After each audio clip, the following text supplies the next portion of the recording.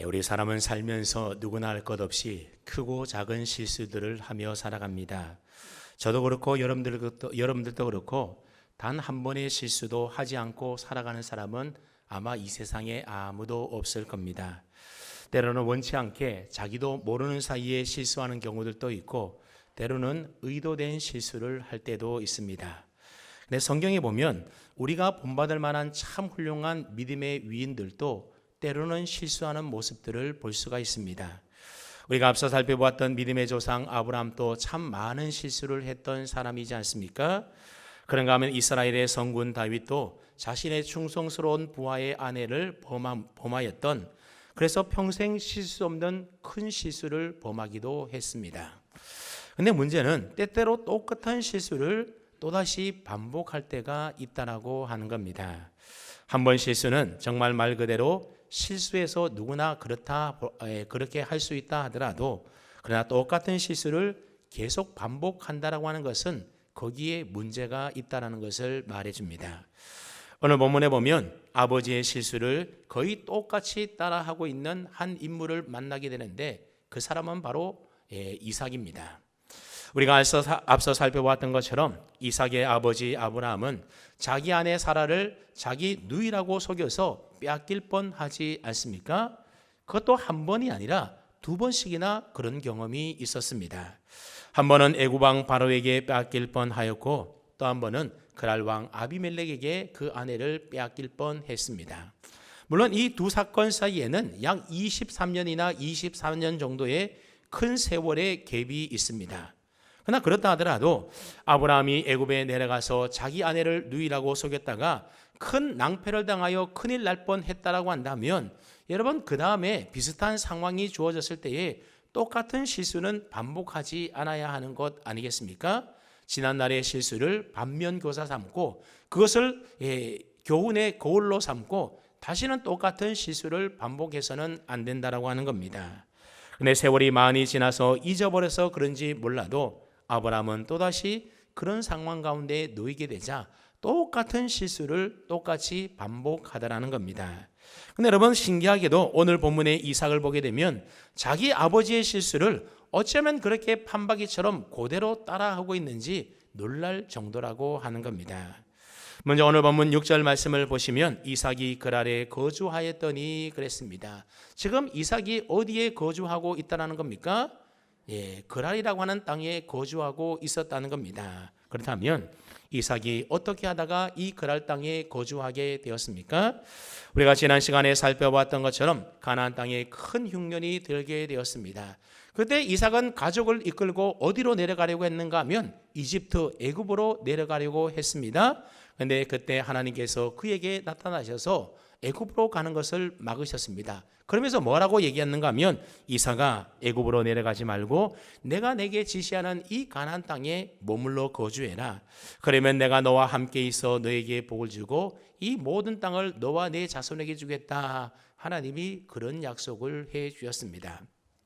그래서 이삭은 아직 흉년이 다 끝나지 않았지만, 그래서 여전히 먹고 사는 것이 큰 걱정이요 문제였지만, 그래도 신실하신 하나님의 그 약속을 믿고 하나님이 내 인생 책임져 주겠지 그 믿음을 가지고 하나님의 명령에 순종하여 애굽으로 내려가지 않고 지금 그랄 땅에 거주하며 머물고 살고 있었던 겁니다.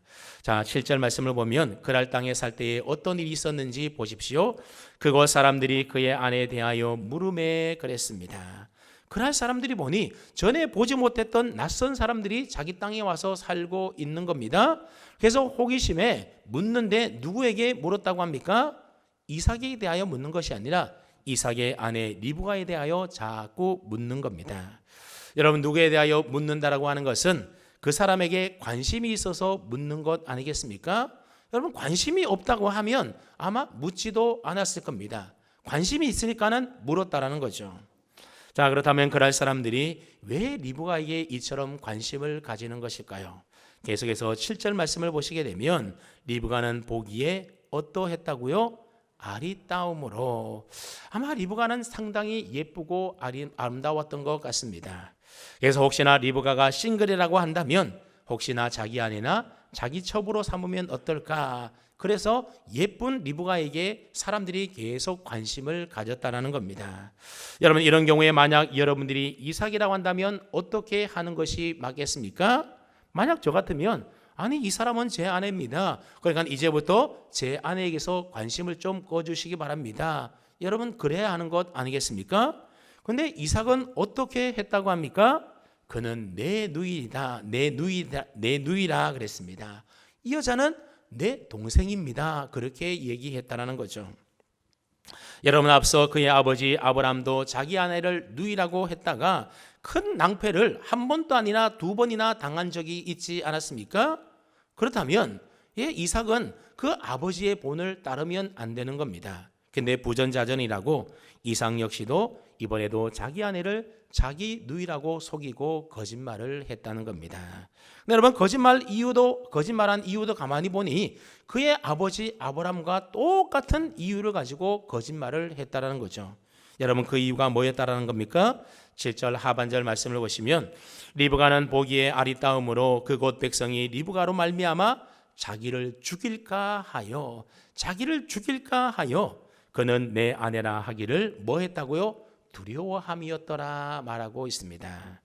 그럴 사람들이 예쁜 자기 아내 때문에 자기를 죽이고 자기 아내를 빼앗아갈까 봐 그게 두려워서 자기 아내를 아내라 하지 못하고 자기 아내를 누이라 그렇게 거짓말로 속였다라고 하는 겁니다. 그러니 보십시오. 아브라함도 그렇고 이삭도 자기 아내를 누이라고 속여야 될 만큼 아마도 그 당시에는 외지에서 들어온 사람들 경우에는 때로는 그 남편을 죽이고 아내를 빼앗아가는 일들이 아마 종종 있었던 것 같아 보입니다. 그러니 예쁜 아내를 둔 이삭이 얼마나 불안했겠습니까? 어쩌면 이곳에서 자기 목숨을 잃을지도 모르겠다라고 하는 두려움이 밀려오게 되었던 겁니다. 그러다 보니 자기 아내를 누이라고 사람들을 속여야겠다, 이런 인간적인 생각을 해내게 되었던 겁니다. 자, 그런데 여러분, 가만히 우리가 좀 생각을 해보면 이삭이 자기 아내를 누이라고 속임으로써 자기 목숨은 건질 수 있을지 모릅니다. 하지만 그 대신에 사랑하는 자기 아내는 남에게 빼앗길 수 있는 것 아니겠습니까? 내 안에 남에게 빼앗기는 한이 있더라도 내 목숨부터 살아보겠다, 이게 지금 이삭의 생각이었다라는 겁니다. 그러니 믿음의 사람인 이삭이 요즘 말로 사용하는 비속어로 말하자면 얼마나 찌질한 남자이고 모질이 같은 남편입니까? 그러니 리브가의 입장에서는 내가 이런 남편하고 살려고 이 먼 곳까지 시집 왔나? 여러분, 그런 본전 생각 나지 않았겠습니까? 하여튼 그렇게 해서 8절에 보면 이삭이 그렇게 그란에서 꽤 오랫동안 남들 속이면서 그곳에 거주하며 살았습니다.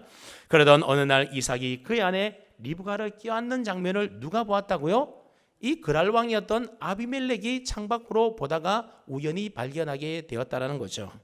여기서 껴안았다라고 하는 말은 단순히 가볍게 그저 포옹했다, 어느 사이에도 뭐 그저 포옹 정도는 할 수 있는 것 아니겠습니까? 근데 여기서 껴안았다라고 하는 말은 단순히 포옹했다라는 말 정도가 아니라 오로지 부부만이 할 수가 있는 애정 행위를 했다, 그런 의미의 말입니다.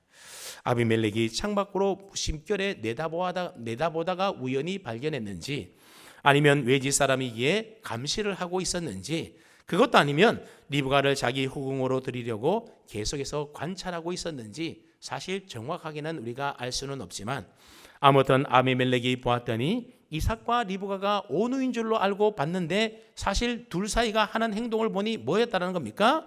온누이가 아니라 부부였다라고 하는 겁니다.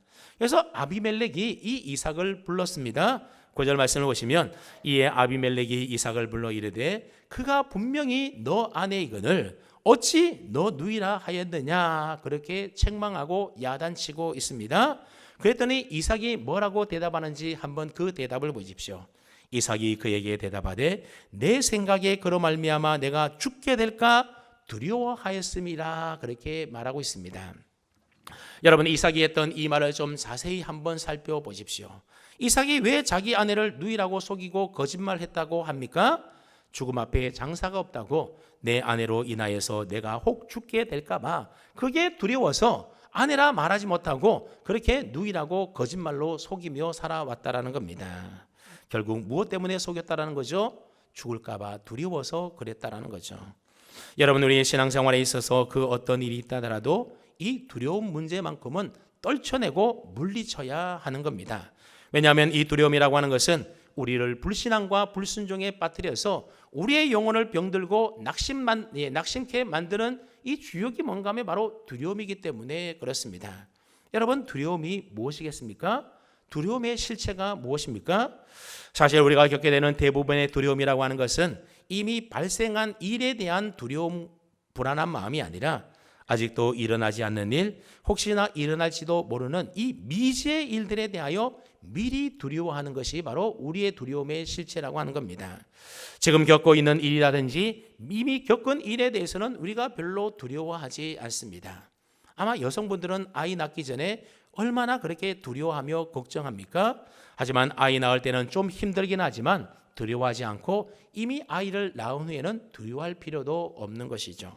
또 남성분들도 군대 가기 전에는 얼마나 두렵습니까? 하지만 군 생활 기간 중에는 물론 힘들긴 하지만 두렵지는 않는 겁니다.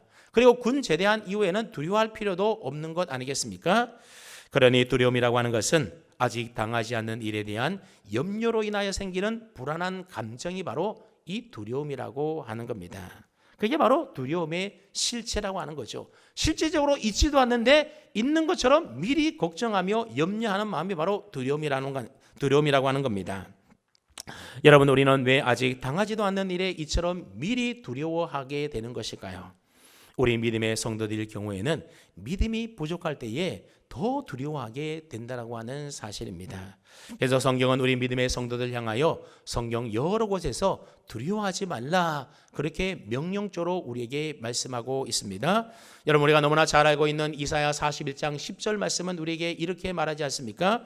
두려워하지 말라, 내가 너와 함께함이라. 놀라지 말라, 나는 내 하나님이 됨이라. 내가 너를 굳세게 하리라. 참으로 너를 도와주리라. 참으로 나의 의로운 오른손으로 너를 붙들리라 그랬습니다.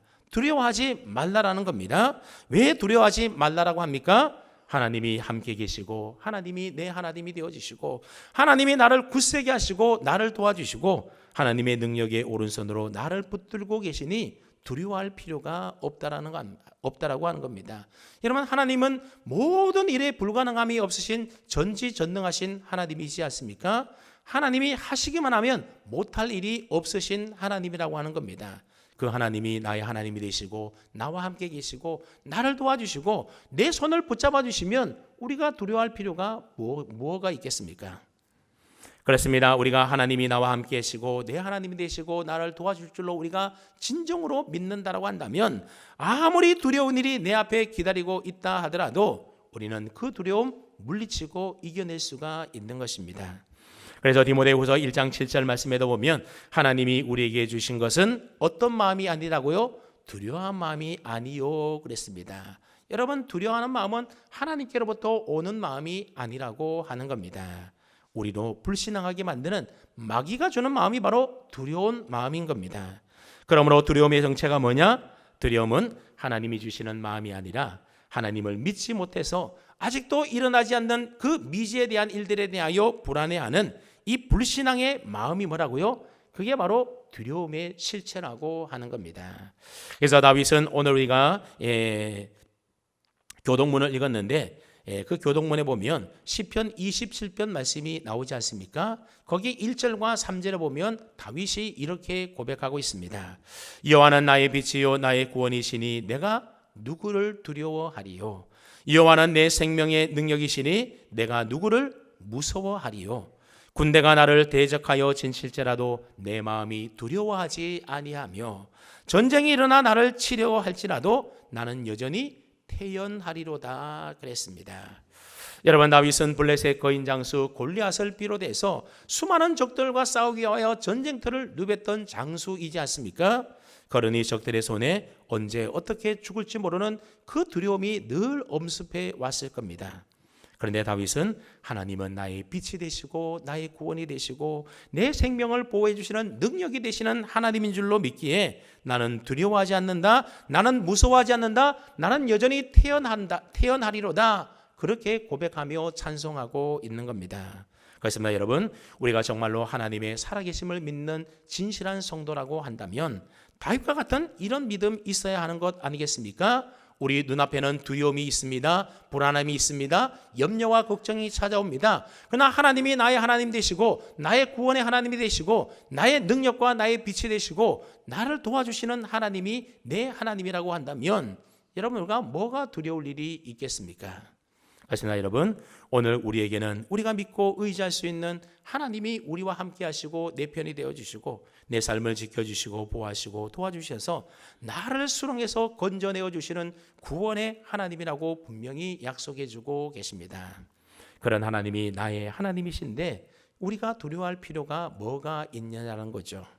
그러니 사실 오늘 본문의 이삭도 두려워할 필요가 있겠습니까? 없겠습니까? 사실 두려워할 필요가 없는 겁니다. 하나님이 이삭대로 그랄 땅에 거주하라고 명령을 하셨다라고 한다면 흉년 때 그곳에서 먹고 사는 문제뿐만 아니라 그의 생명과 그의 안전까지도 하나님이 다 책임져 주실 것이라고 하는 그 믿음과 확신을 이 이삭이 가져야 했던 것 아니겠습니까? 근데 그랄 사람들이 자기 아내에게 대하여 지나친 관심을 계속 보이게 되자 혹시나 저자들이 내 안에 뺏으려고 나를 죽이면 어쩌나 하는 지극히 인간적인 생각 때문에 두려워하는 마음이 생겨나게 되었다라는 거죠. 그래서 이삭은 거짓말을 하고 남을 속이며 살고 있었습니다. 그것도 아직 발생하지도 않는 일을 미리 짐작 두려워해서 이처럼 거짓말하고 남을 속였던 겁니다. 그렇다면 이런 두려운 마음은 누구의 생각으로부터 기인했다고 말씀하고 있습니까? 오늘 9절 중간에 보게 되면 이삭이 그에게 대답하되 내 생각에, 누구 생각이에요? 내 생각에 그로 말미암아 내가 죽게 될까 두려워하였음이로다 그랬습니다. 다시 말하면 이삭 자기 생각으로 그런 생각을 했다라는 거죠.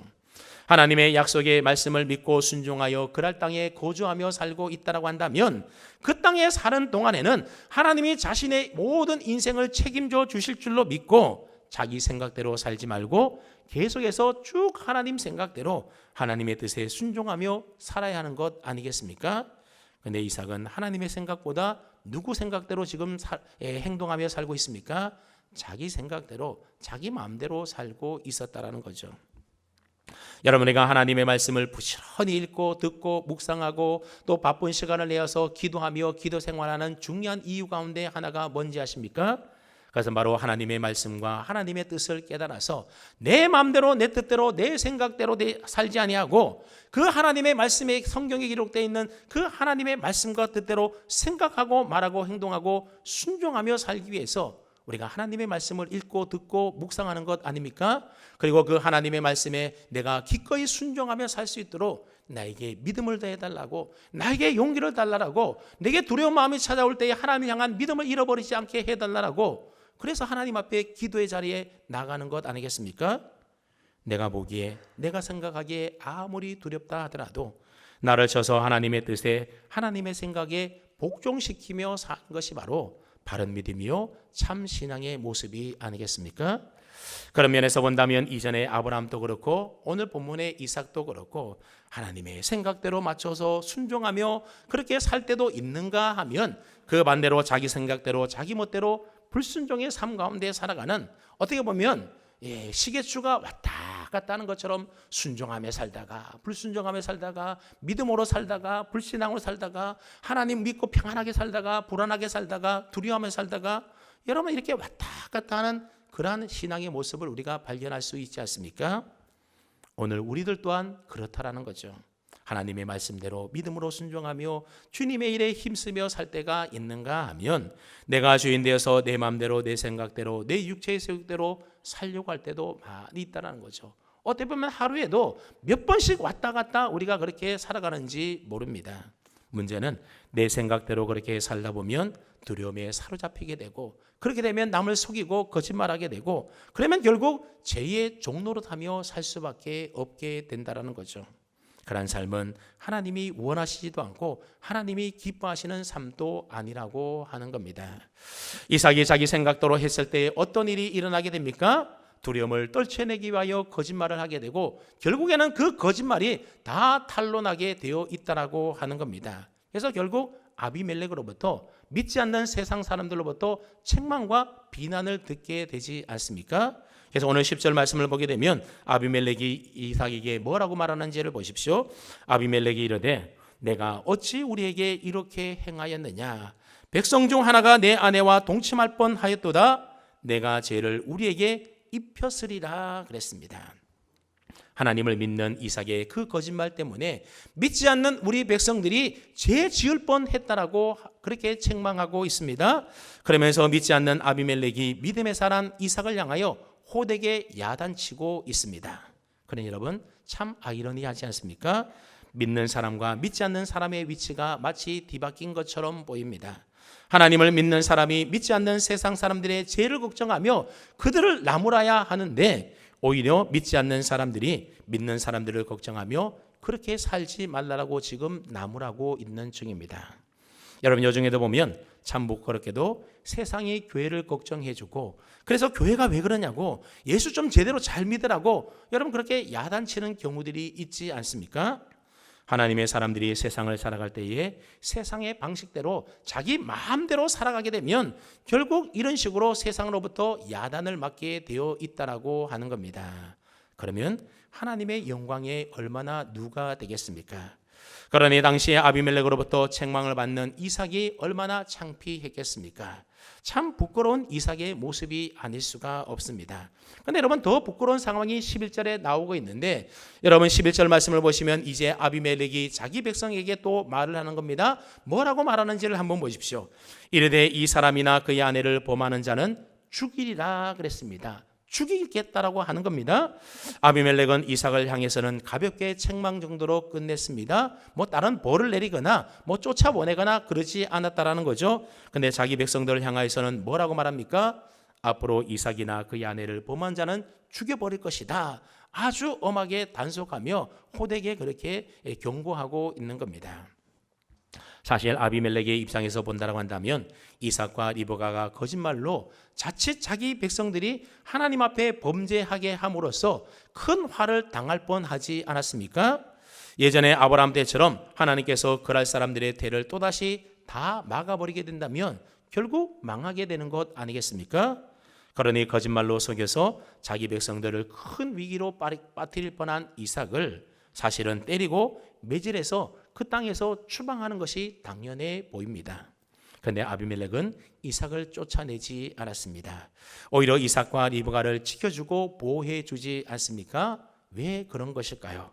창세기 21장에 보게 되면 아브람과 아비멜렉이 평화조약을 맺게 되는데 이때 아비멜렉은 지금의 아비멜렉과는 다른 사람입니다. 아비멜렉이라고 한 것이 사람의 이름이 아니라 여러분 이집트의 왕을 바로 파라오라 그리고 이 그랄 왕, 이 블레셋 왕을 아비멜렉이라고 그러는 것처럼 어떻게 보면 일반 명사라고 하는 겁니다.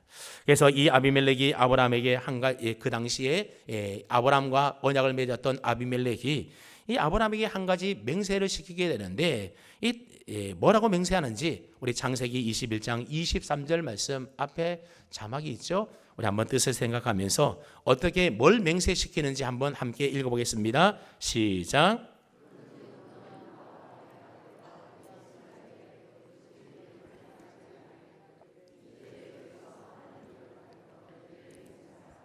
내가 내게 후대한 대로 너도 나와 내가 머무는 이 땅에 행할 것이니라. 아멘. 여러분 무슨 말입니까? 너는 앞으로 나와 내 아들과 내 손자에게 이르기까지 절대로 이 땅에 사는 동안은 거짓말을 하거나 거짓되게 맹세하지 않도록 맹세하라고 하는 겁니다. 이게 너가 이 땅에서 살아갈 때에 너가 해야 될 일이라고 지금 맹세시키고 있습니다. 그 다음에 여러분 아비멜렉이 아브라함에게 왜 이런 맹세를 시킨지 아십니까? 그건 바로 앞서 아비멜렉이 아브라함의 거짓말에 속아서 사라를 자기 첩으로 삼으려고 했다가 하나님께 죽임을 당할 뻔했기 때문에 그렇습니다. 그래서 아비멜렉은 하나님을 믿는 사람들이 거짓말을 하게 되면 우리가 큰 피해와 큰 손해를 볼 수 있겠다라고 생각을 했던 겁니다. 그래서 앞으로는 절대로 나와 내 아들과 내 손자에 이르기까지 너희가 이 땅에 살아가는 동안에는 절대로 우리에게 거짓되게 행하거나 말하지 않도록 맹세까지 해가면서 조약을 맺었다라고 하는 겁니다. 그런데 이 약속을 먼저 깨트린 사람이 누구라고요? 바로 믿음의 사람이었던 이삭이라고 하는 겁니다. 믿음의 사람 이삭은 아버지 때에 맺은 그 언약을 까맣게 다 잊어버리고 지키지 않고 있었는데, 믿지 않는 사람이었던 이 아비멜렉은 그 언약을 지금 신실하게 지켜나가고 있다는 겁니다. 그래서 아비멜렉은 비록 이삭이 그의 아버지가 맺은 언약을 깨뜨려 버렸지만 그를 추방하지 않고 그 심한 흉년 때에 계속해서 그랄 땅에 거주하며 살도록 배려해 주었던 것입니다. 만약 그때 이삭의 실수로 인하여 아비멜렉이 이삭을 그랄 땅에서 쫓아냈다라고 한다면 이삭은 그 흉년 때에 어디 가서 발붙이고 살 수가 있었겠습니까? 하나님이 애굽으로는 내려가지 말라고 했는데 그래도 이 그랄 땅은 해안가에 있기 때문에 그나마 물이 있고 농사도 지을 수 있고 목축도 할 수가 있었던 유일한 곳이었다. 흉년 때의 유일한 곳이 그곳이었다라고 하는 겁니다. 그러니 그곳에서 쫓겨나지 않는 것이 큰 은혜고 아비멜렉이 얼마나 이삭에게 큰 호의를 베푸는지를 알 수가 있습니다. 자, 그러니 보십시오. 오늘 본문에서 믿음의 사람 이삭은 믿음 없이 살아가는 아비멜렉보다도 훨씬 못나 보이고 훨씬 더 형편없는 사람으로 등장하고 있지 않습니까? 이런 것들을 보면 성경은 아무리 훌륭한 믿음의 사람이라도 그 사람을 위인화시키고 있지는 않습니다. 그들의 연약함과 수치와 약점과 부끄러움을 성경은 그대로 다 드러내게 된다는 겁니다. 왜 그런 것일까요? 그런 모습이 바로 우리 인생이기 때문에 그렇습니다. 그게 하나님의 구원을 필요로 하는 인간의 진짜 실존적인 참된 모습이기 때문에 그렇다라는 겁니다.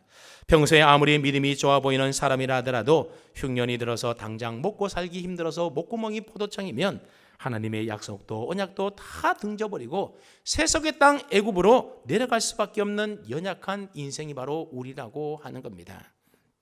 얼마 전까지만 하더라도 하나님의 그 은혜의 역사를 직접 눈으로 목격하고 보고 믿음으로 순종하고 고백했음에도 불구하고 눈앞의 두려움 앞에서는 자기 목숨 하나 살아보겠다고 제 아내가 어떻게 되든지 나 몰라라 하는 게 바로 우리의 연약함이라고 하는 겁니다.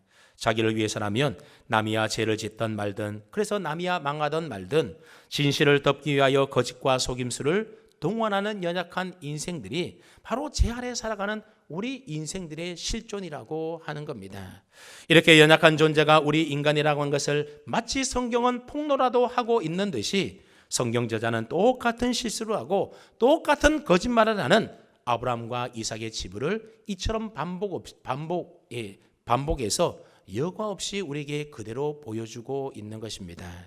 아무리 과거에 많은 은혜를 받았고 영적인 체험을 했다 하더라도 지금 깨어있지 않으면, 지금 하나님과의 영적인 바른 관계가 온전히 세워져 있지 않으면 우리는 언제든지 넘어질 수가 있고 실수하고 실패하는 연약한 존재라는 것을 이러한 성경이 우리에게 이야기해주고 교훈해주고 있는 것입니다. 이삭이 아무리 가고 모리아산에서 말없이 순종함으로 여호와 이레의 큰 은혜를 경험했다 하더라도 오늘 흉년과 죽음의 두려움 앞에서는 또다시 실수하고 쓰러지고 넘어질 수 있다는 사실을 우리로 하여금 깨달아 알라라고 하는 겁니다. 그래서 우리는 매일매일 하나님의 하나님 되심과 나의 나 되심을 우리는 배워가게 되는 겁니다. 그 배움을 통하여 나라고 하는 존재에게는 의지하고 신뢰만 한 그 무엇도 나에게는 없구나. 오직 연약한 내 인생을 붙드시고 주의 약속 따라 나를 설득해 가시면서 나를 믿음의 길로 인도해 주시는 분은 오직 하나님 우리 주님 한 분밖에 없구나. 내가 오늘 또 호흡하며 살아가는 내 삶의 모든 그 현실 속에서 하나님의 은혜가 없이는 난 아무것도 아닌 그저 먼지와 티끌과도 같은 존재에 불과하구나. 이 결론에 우리로 하여금 다다르게 한다는 겁니다. 그래서 하나님은 우리가 실수할 줄 뻔히 다 아시면서도 이삭처럼 우리 인생 가운데 때로는 흉년을 우리에게 보내기도 하시고 죽음을 두려워할 만큼 죽음의 두려움을 느끼게 할 만큼 그럴 땅에 우리로 하여금 거주하며 살게 하신다는 거죠. 실수를 하더라도 그 실수를 통하여 우리 인생의 연약함을 깨달아 하나님 더 붙들고 하나님 더 의지하고 하나님의 그 은혜 날개 안에 머물러 살게 하도록 하기 위해서 하나님은 때로는 우리에게 흉년도 주시고 그럴 땅에서 죽음의 두려움도 느끼게 한다는 겁니다.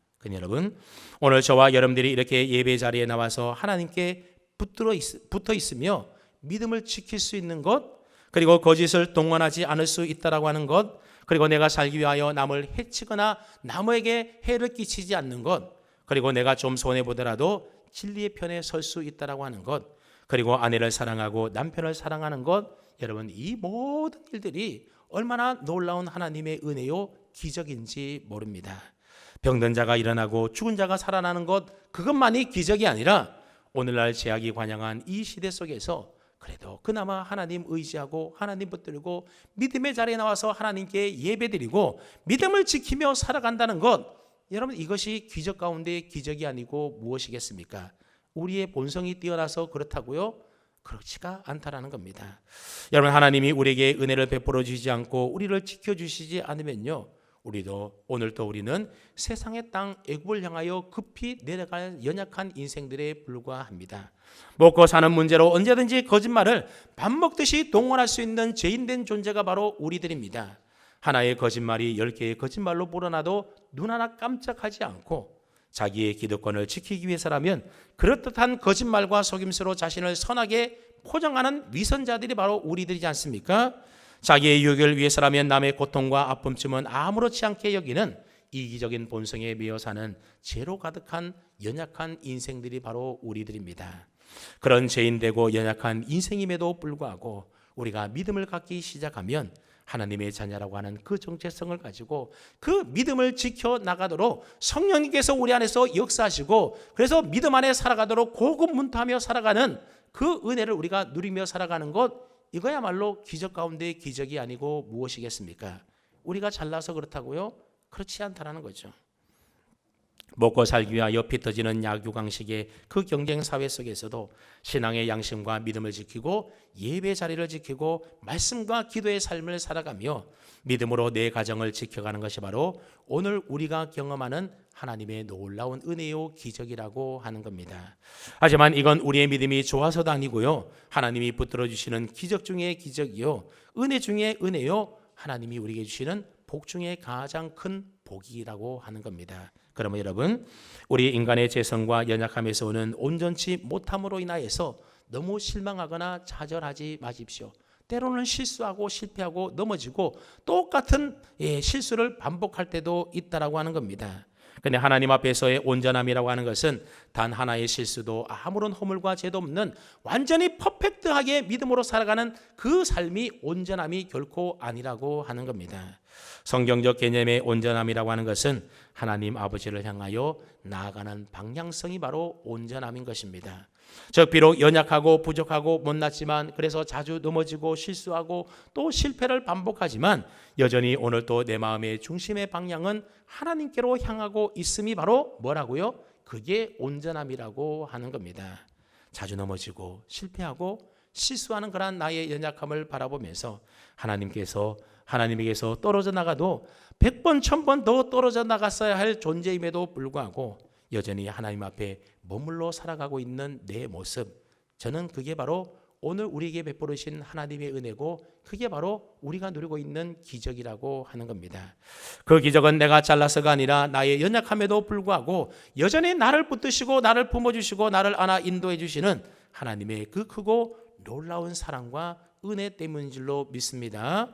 여러분 가운데 혹시 연약함으로 인하여 자주 넘어지고 실패하고 실수하는 분이 계십니까?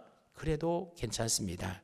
우리를 사랑하시되 세상 끝날까지 사랑하시고 붙들어 주시고 은혜 베풀어 주시는 그 주님 다시 바라보시고 그 주님의 은총 안에 머물러 살아감으로, 그래서 주님의 온전하심을 날마다 삶 속에서 경험하며 살아감으로 저와 여러분들이 실수 가운데서도 하나님의 은총 아래 살아갈 수 있는 그런 저와 여러분 다 될 수 있기를 주님의 이름으로 축원합니다. 아멘.